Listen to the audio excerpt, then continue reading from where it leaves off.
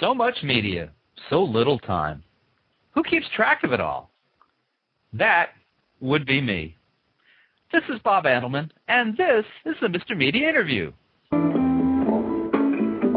Looks like I got here just in time for the 8 o'clock show. Okay. You hit you once, hit him back. Hit you a second time, shoot him in the balls.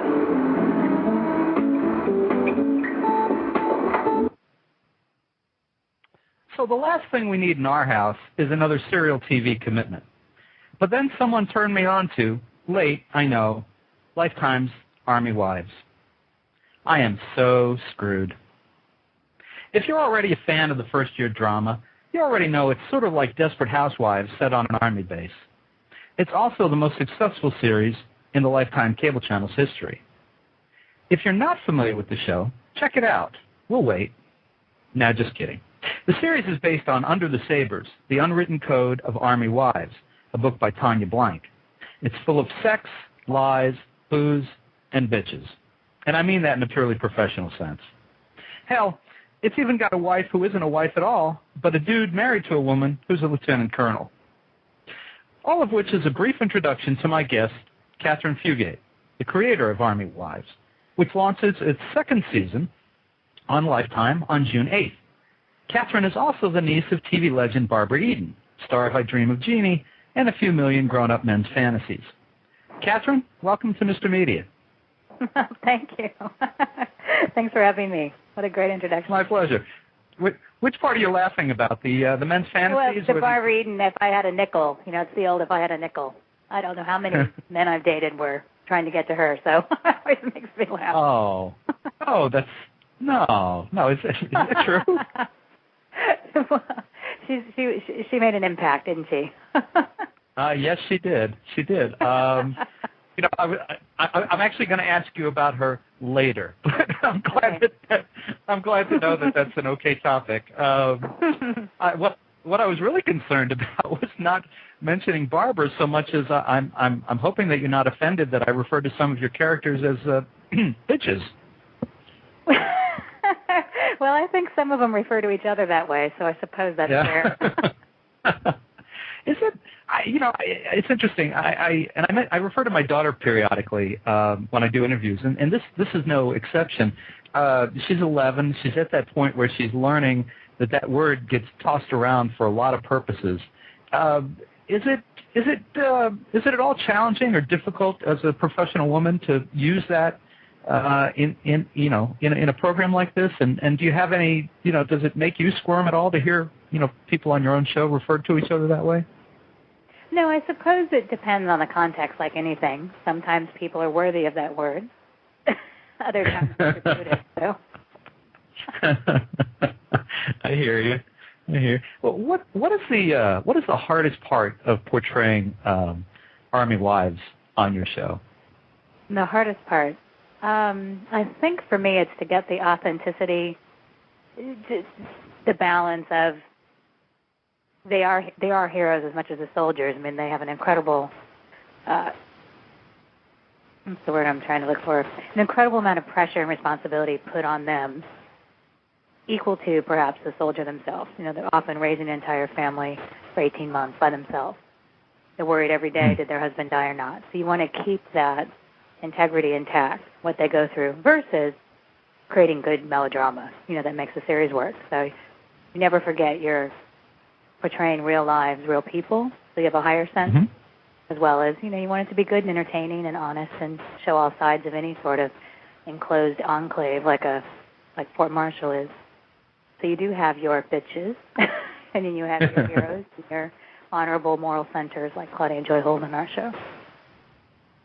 Well, one of the things I've noticed in watching TV over the years, which of course at 47 I've watched a good share of TV, is that sometimes these shows will start with the perception of the characters as something, and then the longer the show is on, there are dramatic changes made to the character, and sometimes I wonder if it's true to the character or if it's just a matter of the writers reach a point where they got to do something different with the character. Someone gets tired of playing the bitch or the goody two shoes, and you're into your second season. I know. Is that a challenge at all?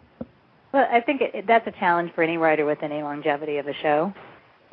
People are all things all the time. Not even the villain is 100% evil. I mean, we have so much nuance and the three dimensions of any character. So even the hero has to have flaws, and the villain has to have his weaknesses, and you have to understand how he got there. So to do it well, you do want to constantly turn people, look at them from another point of view.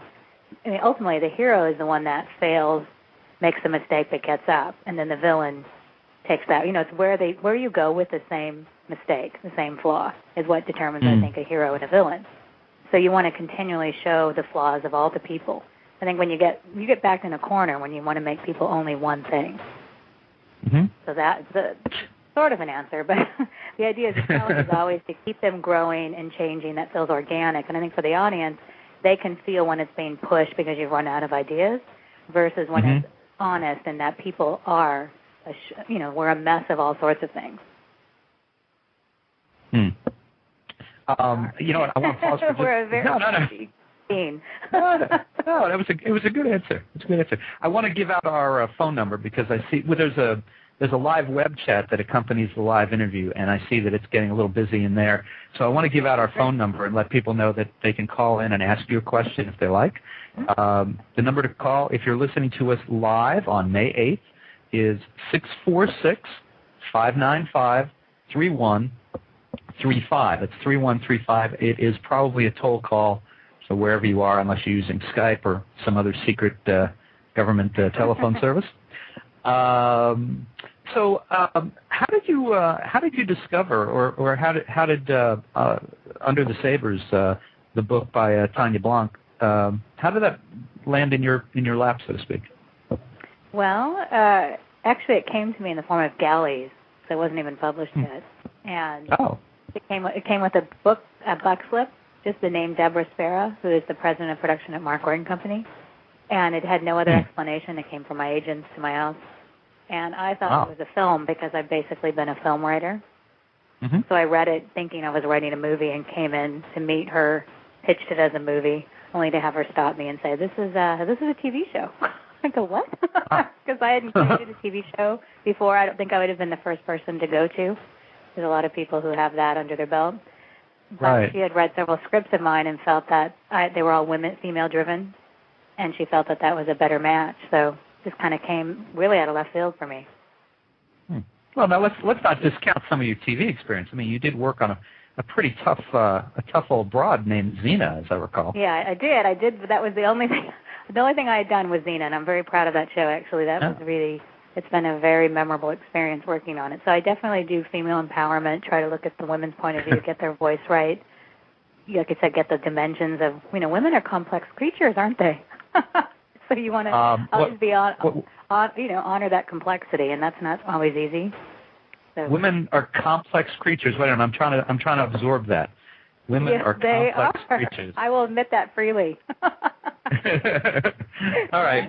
Men are much simpler. My dad said sex, sports, and food, and we're done. You guys, you've got a whole thing going on there. Sounds like a smart man, your dad. Yeah. But yes, it came to me as thinking was a film, and then I said, well, I'd love to do a TV series. Let's give it a go. And we were blessed every step of the way. It's such an uphill battle. You go in there with 150 people, and they'll, projects, maybe they pick, 25. Then they pick 10 of those to shoot. Then they pick 3 of those to actually air. So your odds are basically 150 to, maybe you're the 3 for that particular network that they're going to actually put on. So we never really thought we would get this far. It's such a hurdle each time.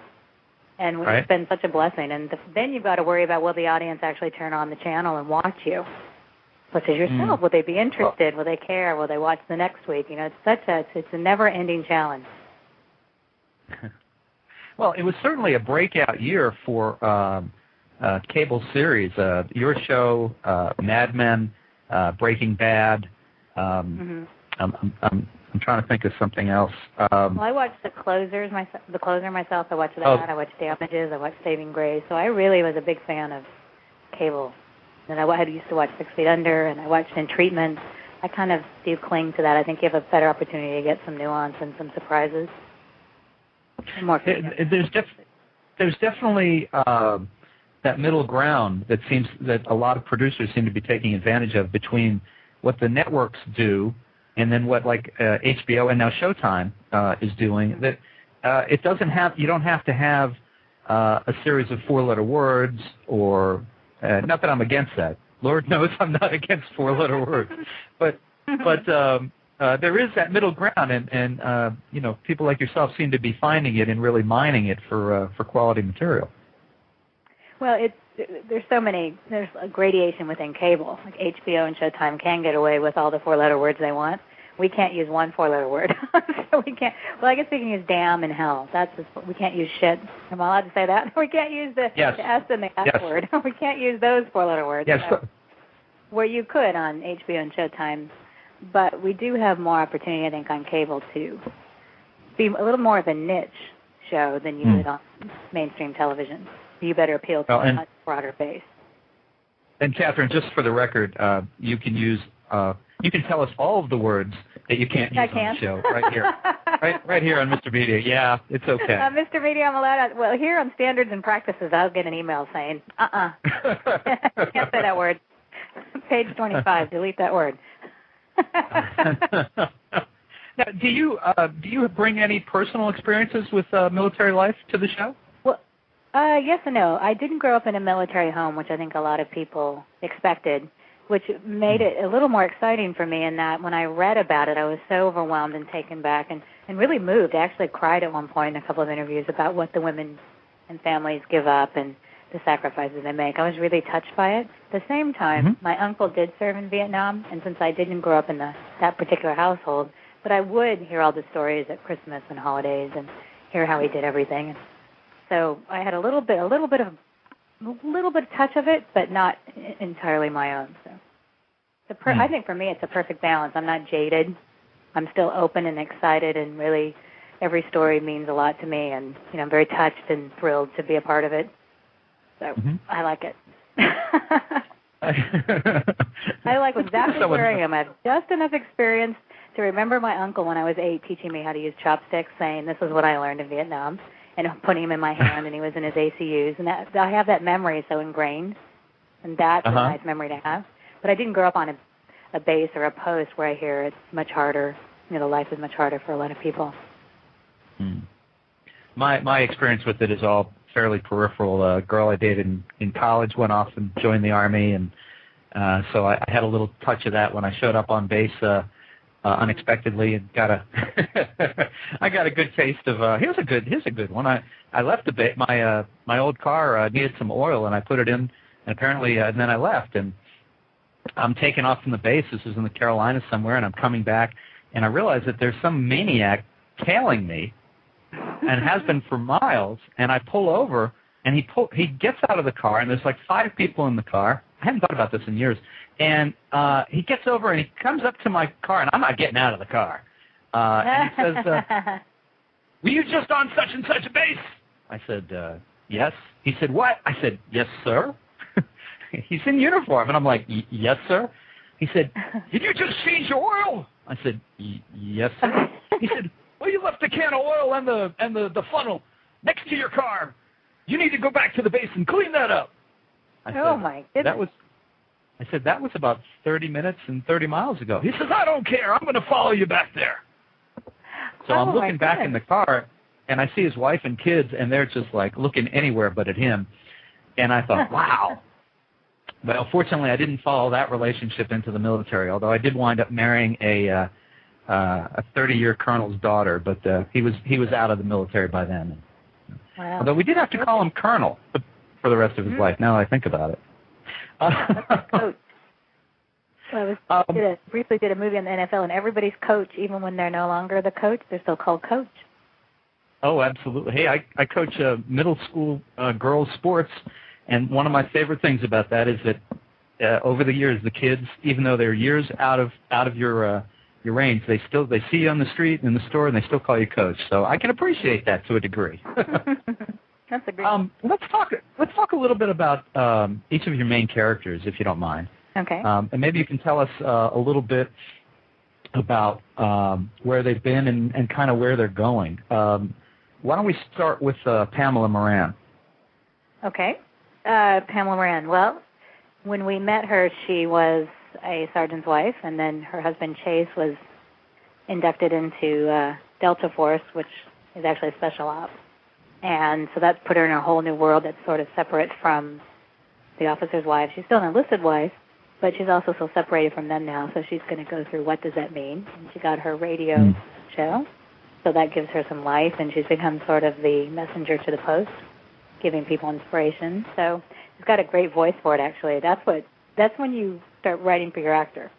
Pamela Moran, played by Bridget Morano, her voice is so radio ready that we went, you should be on the radio, and suddenly that's a light bulb goes over everyone's head.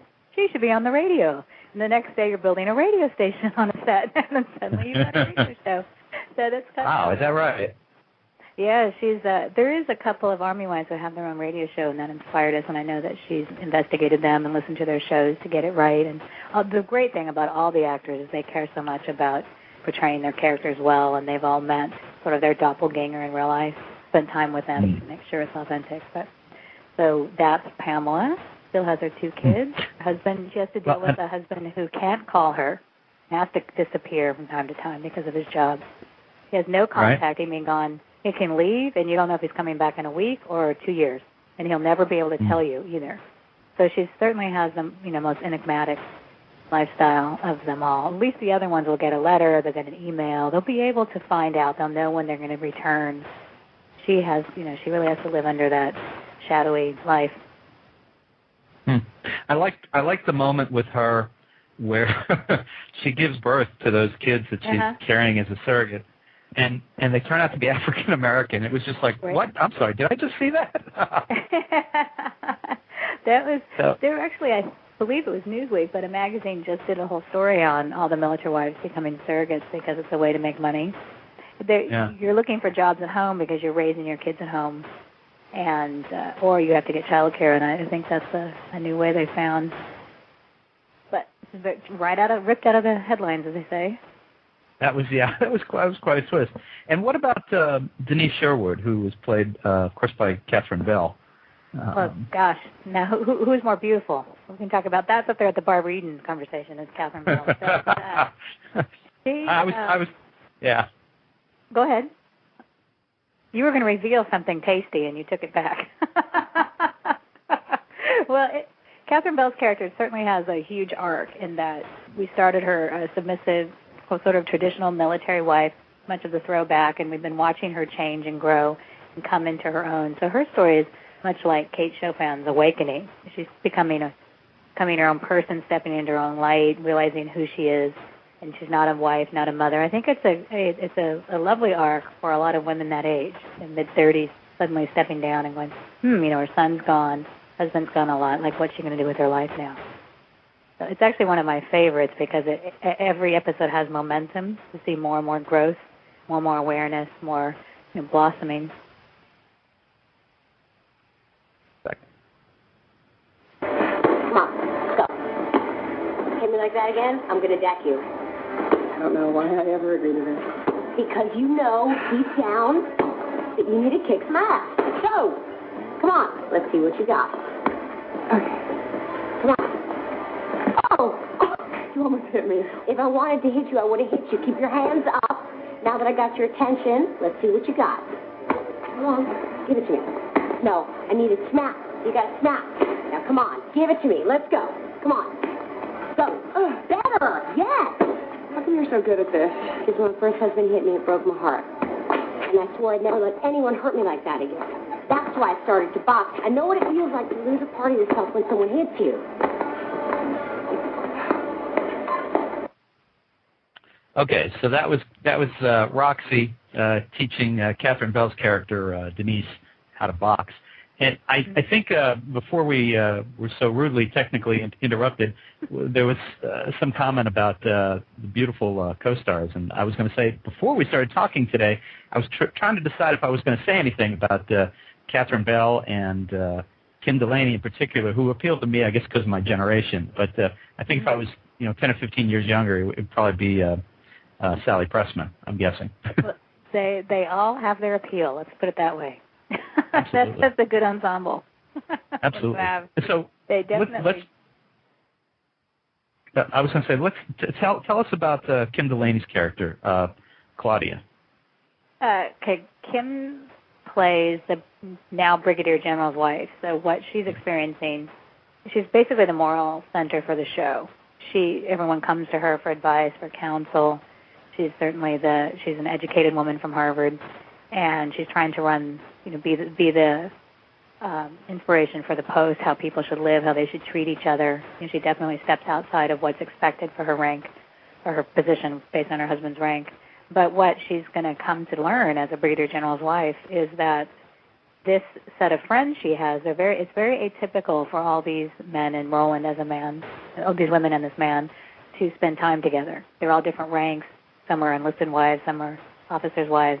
But because of our pilot and the setup that brought them all together as a team, or a tribe as we call them, they've become their unlikely group of friends. But the higher up you go, the harder it is to keep maintaining that, unless you want to make changes, unless you want to become progressive and make statements. So I think she's going to learn, what it means to be the head of to be the queen on the Post. Before it was Lenore last year, and now suddenly she has to take that position, and Lenore actually gave her a bit of advice. When you get up here, you'll find what it's really like. Wow. Yeah, and she is a very strong character, at least at this point. Now, there's some suggestion I've read that maybe she's holding something back or hiding something. Is that? Yeah, that's what that's what I said about heroes. She's certainly a heroic woman, a hero figure, but everybody has flaws, and it's how they pick themselves up is how they learn to be a hero. It's the lessons that you've learned, I think, and what you do with them. So it makes you heroic, because we're all ordinary people, and that is what she has. So we're always going to learn more and more about her past, what she's overcome, where she took these lessons. Yeah, she's very deep, that character, as well as Kim Delaney herself. So she's the perfect person to play that role. Kim is very centered, very spiritually centered, very deep, well-read woman. Looks for challenges in her life and overcomes a lot of obstacles. So I think they're a perfect match, actually. And what about Sally Pressman as Roxy LeBlanc? I mean, it seems like she, among younger viewers, that she could really be quite a breakout character, just because obviously she's a beautiful woman, but also just the attitude and all that. Well, that's exactly true. She is the breakout star on the show, and I think that's because there's so much light and life in her. And again, she's the perfect person for Roxy. Everybody is well cast for who they're playing. It's amazing. We're very lucky that way. And Sally came right out of Yale Drama School, so really had no experience. And she's pretty untapped. And those resources, when you get that untapped gold like that, it's really lovely. And she just stepped right into the character, threw herself in it, and she's become that character. And she's so authentic and so honest with who she is as a person, as well as the character plays that way. Like Roxy just tells it like it is. She is who she is, but she's also stepped into this world that's full of tradition and expectations on who she should be, and that whoever she should be affects her own husband and his career.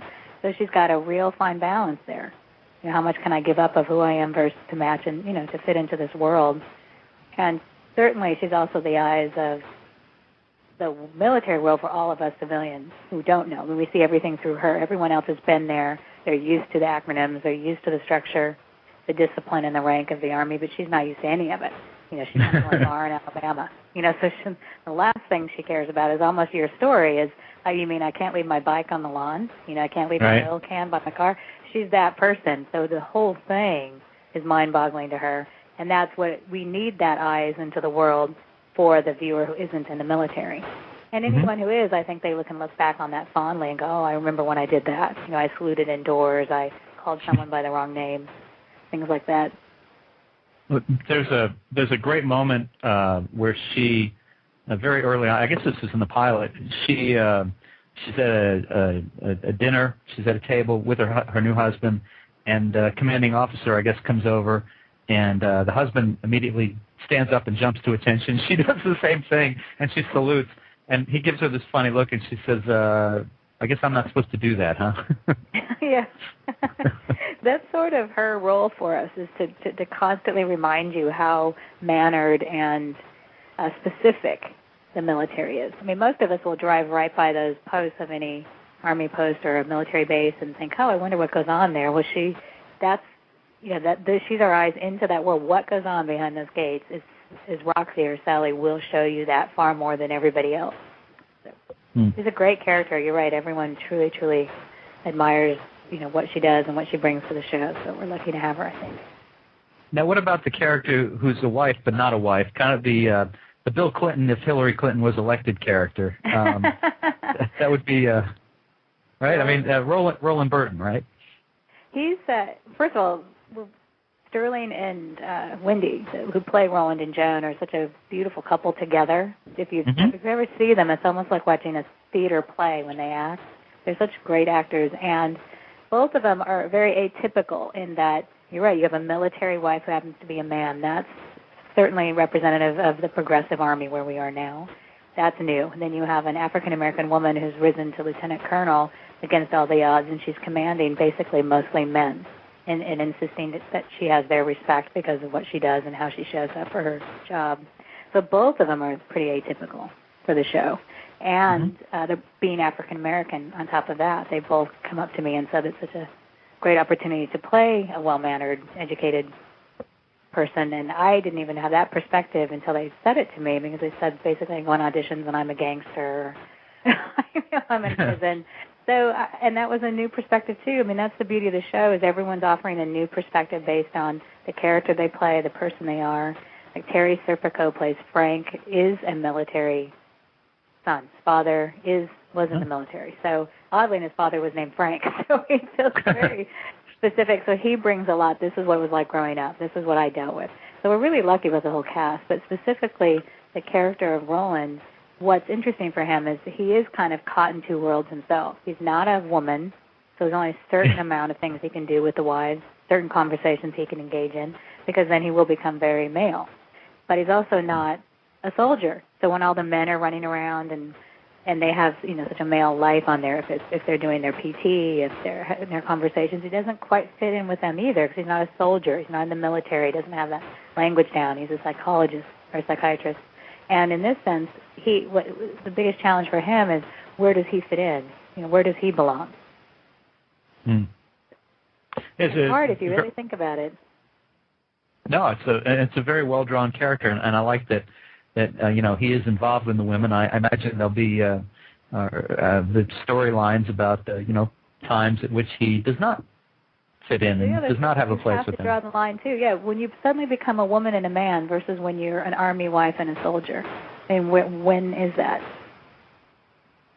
When is she a woman versus that she's pregnant at the end of the season? Now she's, for the first time, her body is truly female. Otherwise, she's been in ACU, she's been in Class A, she's been commanding, she's been in charge, and now suddenly is very much a woman. So where does she fit in? Well, let me ask you this. In terms of, a great way, of course, if you're a producer or a network to get people to watch is, sex, sexy bodies, exposed bodies, all this kind of stuff. There was that moment where Wendy got up on the bar and was getting all hot and bothered. We were introduced, almost introduced to Roxy when she wears her thong in the ladies' room. There's been plenty of sexual situations. Again, as a woman producer of a woman's show, where do you kind of draw the line in terms of what's appropriate to the situation and what's going to lure people to watch the show who might not otherwise see it? See, I was worried there for a minute. You were filing a complaint before filed a complaint for all this. But basically, I think oddly, like when Joan's character is based on somebody, a woman who came back with PTSD, and apparently a lot of women are. And I think there was a statistic recently that 50% of the soldiers coming back from Iraq are suffering some form of PTSD. And it's either sexualized, it's anger, it's not speaking, completely withdrawn, shut down. They deal with substance abuse, trying to numb the memories of whatever created the PTSD over there. So we took this one character based on truth, and this is what one woman's story was, Wendy investigated and interviewed a lot of people, a lot of women coming back who had experienced PTSD. So it was in line with a symptom of PTSD. So we've tried to make sure everything is, like you said, sexy and fun, visually interesting, but also still grounded in some truth. Same thing with Roxy. This is a woman who spilled wine on her dress, would think nothing of walking out and use the air dryer to clean her skirt. Now, I did that personally when I was a waitress. So I know exactly that. You take your shirt off, your underarms are sweaty, you've been working all day, you're cleaning the shirt, putting it back on. It's something a lot of young people do, and it isn't that. If it's been done before in my world or someone I know's world, or we've spoken to someone who did it themselves, then sometimes it's okay. If that's the truth, it's okay. That's how I draw the line on what's gratuitous versus what's honest. Seems fair. And no, I'm not filing a complaint against any exposed female flesh. You're not going to get me filing a complaint on that basis. Well, we try to get Roland and Chase his shirt off as much as we can. We have very good-looking men on our show too, so we're trying to, quid pro quo for the ladies. I'll take your word for that. I wasn't really paying much attention to them. Listen, you've got Kim Delaney and Catherine Bell on the same show. I mean, what more does an American male need to see? You could just watch. You could watch that show with the sound turned off and be just as affected. And I guess I have to ask you. Not that this is page 6 or anything, but how's Kim Delaney doing? I mean, we're all aware of her trials and tribulations over the years, and she, has struggled in and out of a couple of TV shows. How is she doing? Well, she's here, I have to say, she's a model citizen and the friendliest, kindest person on the set. She's pretty much Claudia Joy. She's the hostess, knows everyone's names, knows their birthdays, cares out. She's extremely warm and kind. So we're the benefit of whatever work she's done spiritually to get herself here. We benefit from that because she's doing fantastic, and she's a real leader on the set. Real professional, I have to say. Always knows her lines, never raises a fuss about anything. And very professional. Well, takes the younger actors under the wing. He's the first one to come out, like when Barbara was here or anyone, the first one to come here and shake a hand and welcome them. He's a real ambassador. Well, it's good to see her doing well, and she certainly looks great. And I hope I hope that'll be sustained over time. That would be great. It'd be a great. Media wants your shirt off in some scene. If there's any way you can. Hey, let's be clear. I never said that. No, of course not. No. And I for those of you who are looking at the chat room and can see the video of me, I'm holding my hands to my head because I want you to get out of my head, damn it. Katherine, we've actually got a caller, so let's go to the caller and see what this brings. Hi, do you have a question for Katherine Fugate? Yeah. Hello, can you hear me? Yes, we can hear you. Yeah. Are you related to Barbara Eden? Yes, she's my aunt. Does she have a MySpace? Because I found a MySpace with her picture on it. Do you know? Well, she doesn't. Because she doesn't even do email. Okay. Well, it's a frightening thing to her. I would be pretty certain that she doesn't have a MySpace page. Okay. Well, anyways, I just looked you up on Wikipedia, and it said you're descended from Benjamin Franklin. That's pretty neat. Yeah, Barbara is too. It's that same side of the family. My mother's middle name is Franklin, and Franklin goes all the way up, middle names, last names. Wow. What relation? Is it a direct relation? Yeah, straight down, I guess. The Franklin name is all the way down. Wow. All right. Well, thanks for calling. I've got another question or two for Katherine before we get done about Barbara Eden. But I want to come back to Army Wives because I know I don't want to run out of time here and get to talk to you about the upcoming second season. First of all, are there any major cast changes, either additions or subtractions? That's what we can't discuss. We left you in a beautiful cliffhanger, so we have no idea who comes back, who doesn't come back, and after June 8th, we'll know. What's this wee shit? You know exactly what's going on. No, I'm just mysteriously in an office space. I have no power or control over anything. It's like I point to other people. What? Especially when people come on the street and yell at me. I don't know what you're talking about. Okay. But yeah, we left in a huge cliffhanger, so obviously there's not much to tip yet, but it's emotional and it's good. You can't tell us anything? Come on, who's listening? I can't because even it's just the two of us my here. Head there's no teasing of a cliffhanger like this. Unfortunately, you have everybody there.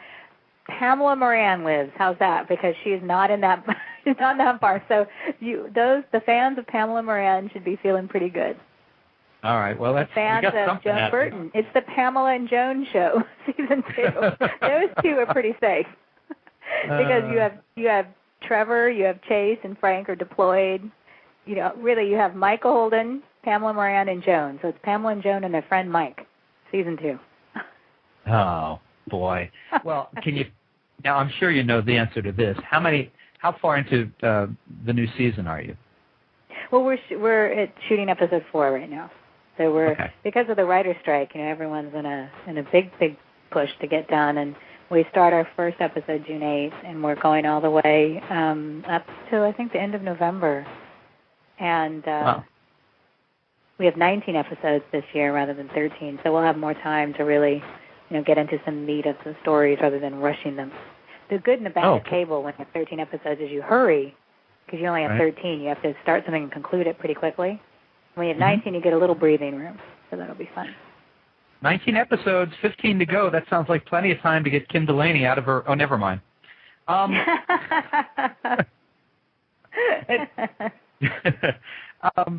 Do you follow any of the blogs that are devoted to Army wives? I saw one called Standing By. It's written by a woman named Jan Westner, who I guess her husband is in the military, and I see that she blogs live about every episode, and I guess apparently blogs live about the repeats as well. I haven't seen people blogging about the show per se. I've seen military websites written by Army wives discussing, you know, what their experiences are like. Like Tanya Blank, who wrote the book, has one. Things like that, things she sent me. But I actually sometimes am afraid to read what people say about the show. I like to stay a bit in my protected cocoon. You know, I write what feels honest. I make sure it's vetted through Tanya. We have the DOD this year and military advisors. And then I try to write from my heart and do my very best to serve the stories. But sometimes when you read things, it's not, you know, it takes a strong disposition.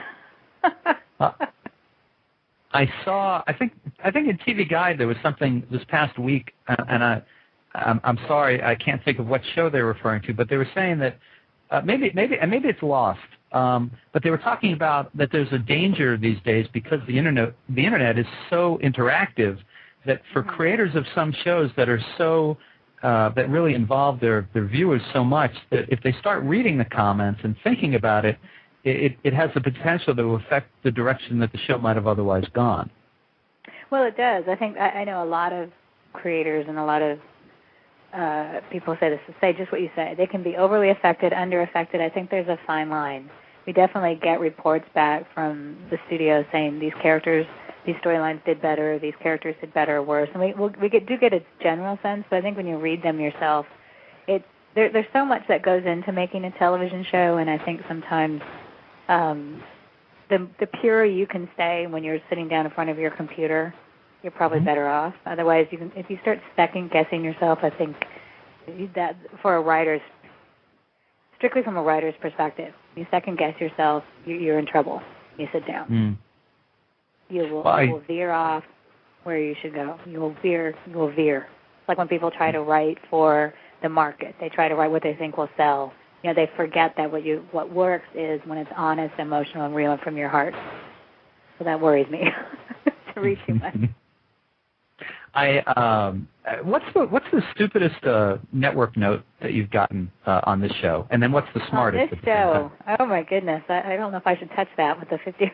I should go in the other room. I can't even think, honestly. Not even try to evade. You get so many notes from so many places Some of them are production-oriented. You get them from actors. You get them from the studio, the network, directors, cost reasons. You lose something because you can't, it's far more expensive than you thought. So it's hard to think of a stupid note. I tend to look at all the notes as coming from a good place. Everyone has the same goal of making this good. They're all coming with the best intentions. Sometimes it can affect a character negatively or something we projected further in episodes down the line, and we have to remind people that it's a series, not a one-off movie per se where it could happen here, but it has to have longevity, some choices you make. But I don't think notes are stupid. Some of them, because they come from where, like I said, they come from the heart and the best place, sometimes the note itself isn't the right solution, but they're telling you something's not right here. I didn't feel what I should have felt. I wasn't angry enough, wasn't emotional enough, wasn't moved enough. And that's really the note, not necessarily the solution. So you haven't gotten any notes, and I don't mean to beat a dead horse here, but you haven't gotten notes that said, we'd like to see from some man at Lifetime who says, we'd really like to see some of the ladies out of their clothes a little more often. That would really help ratings. We really don't get that. We have a lot of women at Lifetime. Maybe that's why. But their notes are very smart. Actually, they're very character driven. That's where they come from because this is a character driven show. And it's about the personal relationships and the women's growth and their relationships with their husband and the life they've all chosen to serve the country. Because it's so character-oriented, that's where the notes come from. If it was an action film maybe or a murder or procedural where don't like that gun, don't like this, murder has to be fresher, we just don't get those kind of notes, I think. They're more trying to understand the psychology of why someone would do something. Okay. Well, I mentioned this one blog, and just because I know we're going to have a lot of people who are fans of the show listening, I want to give out the URL for this if anyone wants to check it out. This is Jan Wessner. It's Wesner, and the blog is at blogs, plural, BLOGS, .tampabay.com/standingby, standing by is one word. So there you go, Jan. Hopefully you'll get some traffic from that. When you were casting the show, were there other people that you originally had in mind for some of these roles? And I know you won't tell me who, if that's the case, but I'm just wondering if these were, This is an honest answer on that, no. Catherine Bell and Kim Delaney were pretty much settled on by everybody uniformly. And then Sally and Bridget were auditions. So was Sterling, Wendy. Everybody else auditioned for the show. And once they came in, everyone pretty much said it's that one, it's that one. It was a great scenario where everyone was on the same page. Everyone understood what the character was and understood that actor fit that character. So we really didn't have those issues like you do in a lot of shows. I have had those on other ones, so I know exactly what you mean. This one was pretty easily cast, I'd say. Sally came in and it was a slam dunk. She was just so perfect, so sassy, so alive, and like I said, right out of Yale, and completely. Sometimes that's the best way because they don't know yet. They're still so lifelike and excited about being there. They haven't gone to 50 auditions where they're, here's another one I'm not going to get. She just came in all bubbly in personality, and it was like, there you go. That's exactly who Roxy is. She was walking into a new world in some ways, the film business. Just as Roxy was walking into a new world in the military. So the exact energy you needed. Well, I want to play, and hopefully I won't lose you this time, but I want to play one last brief clip from the show just to give people a little taste of it, and then we're going to come back and talk about Aunt Barbara. No, just kidding. All right, let's everybody take a listen to this clip from Army Wives. Mrs. Baker, isn't it? Oh, Lenore, please. Lenore, I realize we don't know each other very well, but you spread a rumor that my husband, Michael Holden, is racist. My husband lost his promotion to yours because of it. Sweetheart, you've made a mistake. Please think of something you can do to make it better.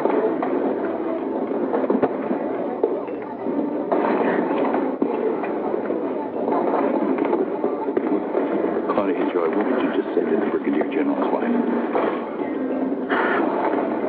You would never stand for someone spreading a lie to get a promotion, Michael James, and neither will I.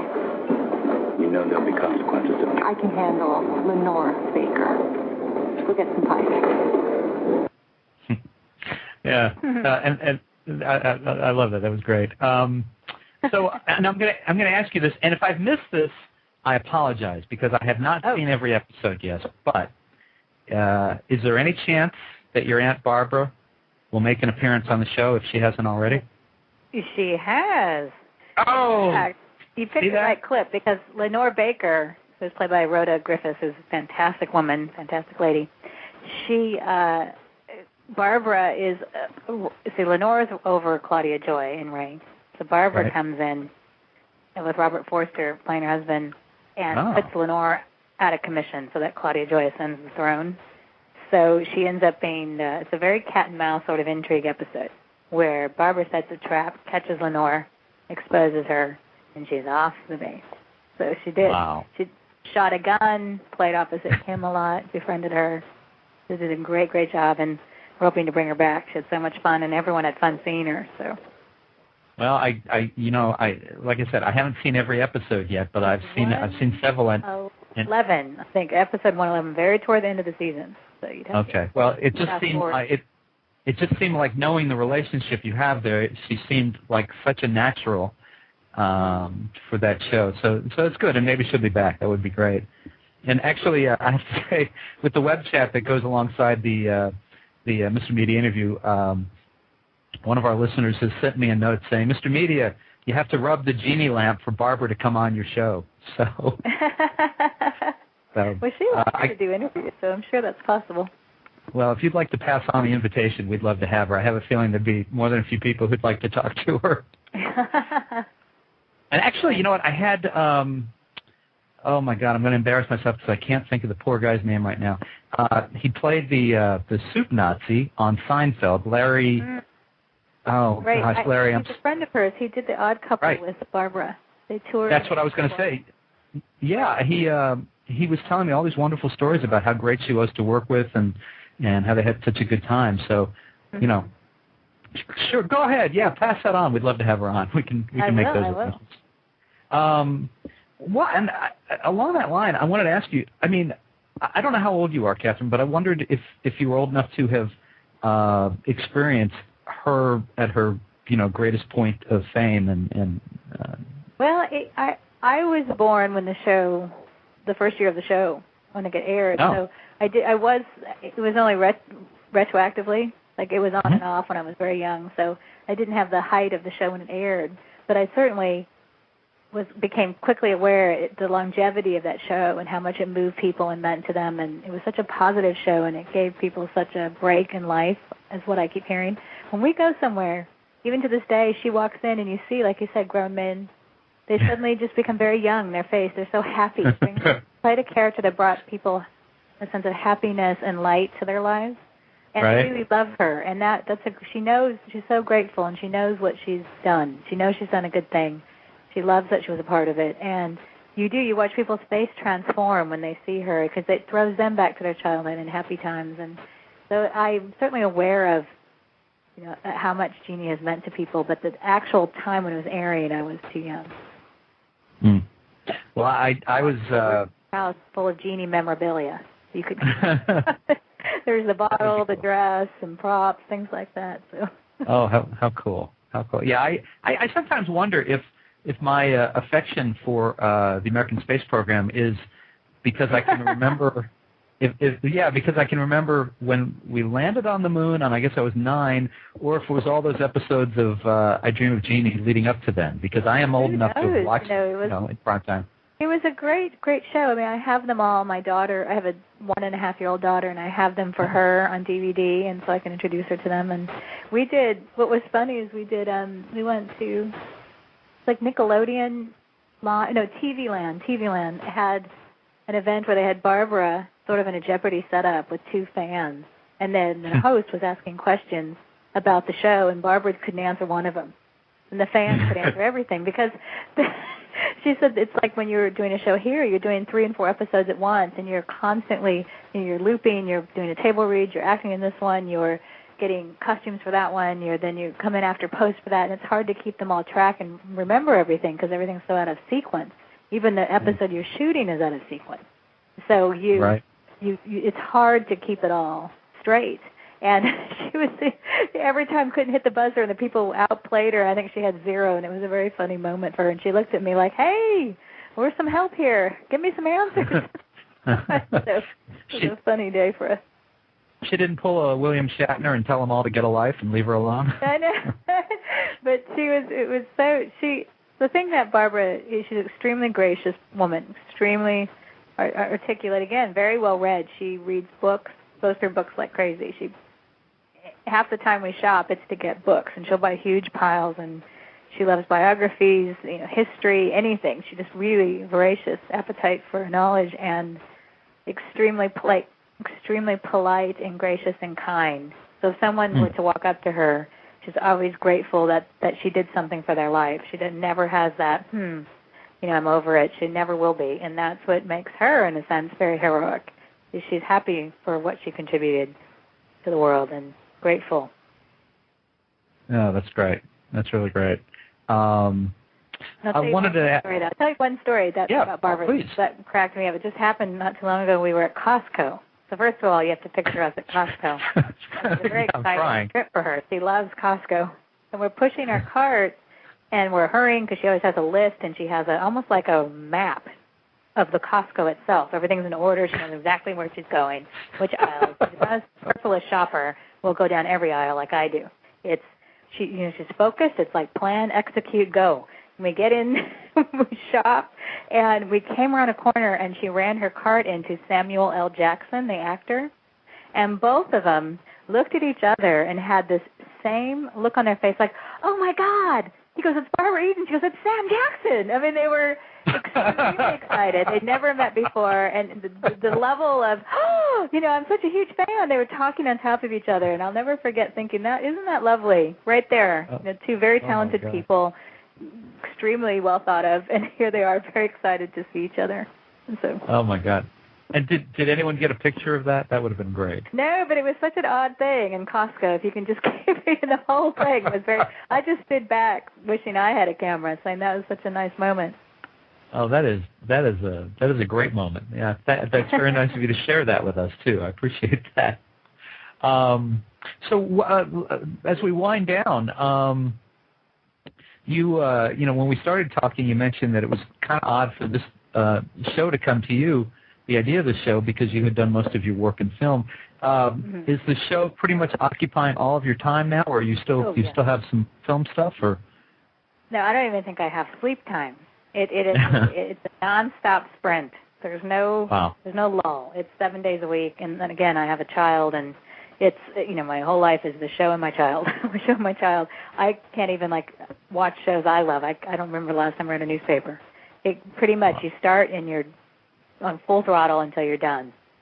So it truly is everything. But it's exciting. It's exciting because you're telling the stories of real people in real life, and there's a real war going on, and if you can shine a light on them and let people know, ultimately, just show them the sacrifice that the people are making for us, for our freedoms and for our country, then you feel like you're doing I'm doing something great and something powerful for them. So it's worth it. Wow. Well, Katherine, we're going to run out of time, so I really want to thank you for coming on. It was a wonderful hour, and please pass on the invitation. May I say one last thing?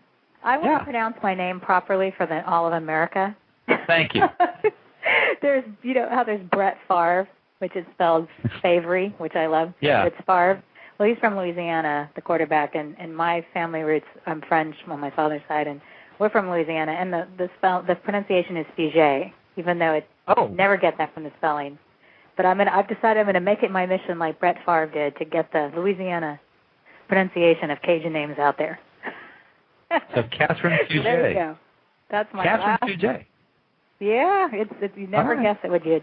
It's actually our family tree. It's F-U-G-E-T on my dad's side.